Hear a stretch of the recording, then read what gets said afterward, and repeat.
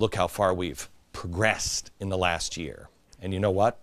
It's not slowing down. Can you imagine what America looks like after another year of this kind of progress?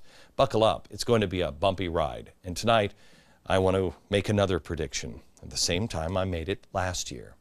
America, another year. And you won't recognize your country yet again next Christmas. But you do have a choice. And hopefully it's a little clearer as to why you must take a stand and make a choice. Come on.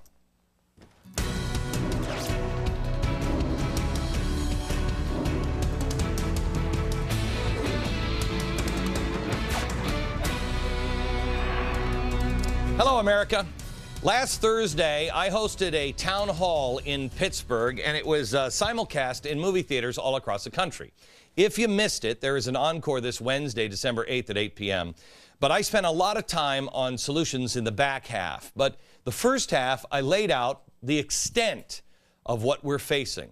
Now, I know if you're watching this program or you TiVo this show every night, you're probably wide awake and you are ready to be part of the solution.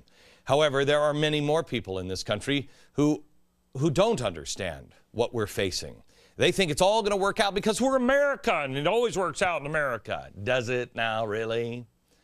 I'm not sure what else it's going to take to get those people on board. I mean, how many slam dunk arguments do you have to win before they start listening?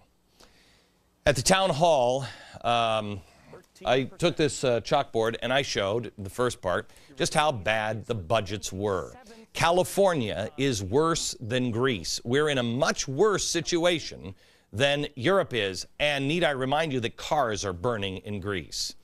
It's getting so bad that even the New York Times finally this weekend was jumping on the wait, this isn't going to end well here bandwagon. Here's the article. It was on the front page of the New York Times yesterday. Mounting debts by states stoke fears of crisis.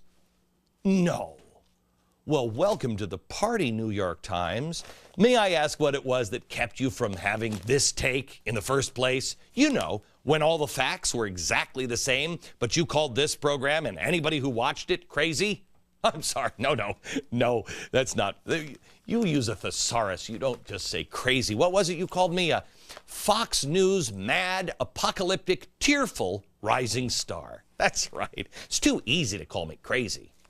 I'm glad the people of the New York Times took a few minutes just to climb down from their ivory tower and join us here in reality land for a few minutes. Thanks for stopping by.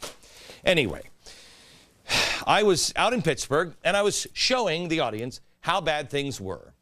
One of the things I like about Pittsburgh is Primanti Brothers. Oh, I mean, if you've never been to Pittsburgh, that's the reason to go.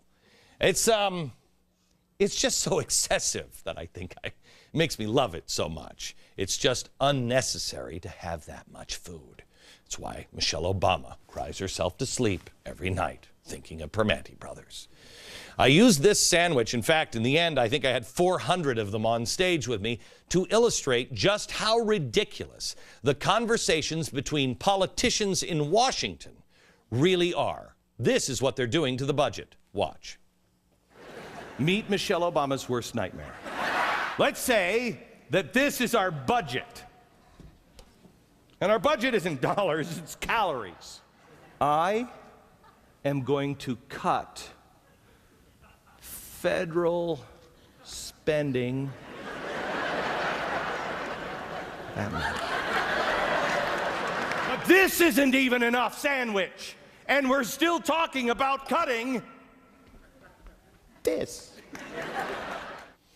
Again, I apologize to Michelle Obama. I should have warned you that tasty food was about to be shown. Think happy thoughts, tofu, redistribution of wealth. You know, Winston, Harry Winston, earrings, or Marxism, or whatever works for you. The sandwich skit was over the top, and that's why I did it, to wake people up, to show you that if our sandwiches, our budget is enormous, and we're making a joke out, we are mocking the American people. I don't know if you could hear it on tape, on this next tape that I play for you, but there was an audible gasp in the audience when I showed a chart from the middle of the